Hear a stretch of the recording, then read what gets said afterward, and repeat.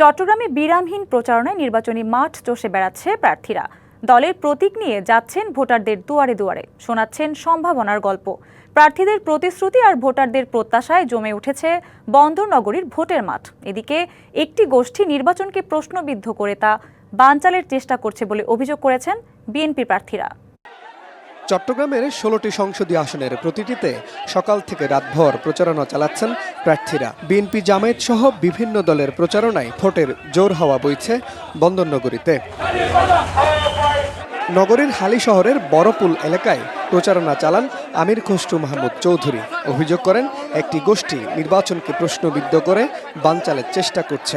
গণতন্ত্রের পথে জনগণের আস্থা ছাড়া গণতন্ত্রের পথটা সুগম হবে না।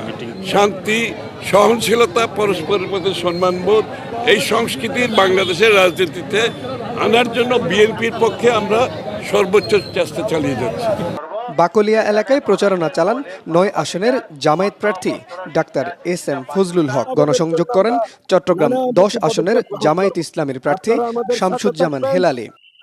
একটি উন্নত নগরীতে পরিণত করার যেই সংগ্রাম শুরু করেছি এবং আমরা সকলে মিলে এটিকে সামনের দিকে নিয়ে যাব ইনশাআল্লাহ।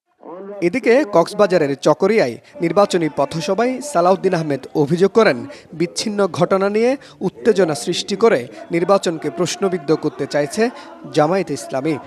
বিদেশ থেকে দেশে রেমিটেন্সের টাকা আসে নিরাপদে, তাই আজই আপনার আপনজনকে বলে রাখুন রেমিটেন্সের টাকা যেন শুধু নগদেই পাঠায়। এই বাংলাদেশ জামায়াত ইসলামী বিভিন্ন জায়গায় সারা দেশে উত্তেজনা সৃষ্টি করছে। উদ্দেশ্য হচ্ছে তারা যেন নির্বাচনকে প্রশ্নবিদ্ধ করতে পারে। এই গণতান্ত্রিক উত্তরণের প্রক্রিয়াকে যারাই বাধাগ্রস্ত করবে তাদেরকে জনগণ অবশ্যই প্রত্যাখ্যান করবে। প্রার্থীদের প্রচারণায় সরগরম পার্বত্য অঞ্চলগুলোও। বান্দরবানে বিএনপি প্রার্থী সাচিং প্রুজেরি দুর্গম পাহাড়ি এলাকাগুলোও চষে বেড়াচ্ছেন। পথসভা, বাজার সভায় যোগাযোগ, স্বাস্থ্য ও শিক্ষা ব্যবস্থার উন্নয়নে দিচ্ছেন নানা প্রতিশ্রুতি। অন্যদিকে উন্নয়নের প্রতিশ্রুতি দিয়ে ভোট চাইছেন জাতীয় পার্টির প্রার্থী মোহাম্মদ ওয়ালিউল্লাহ। Mujibul Haque, DBC news, Chittagong.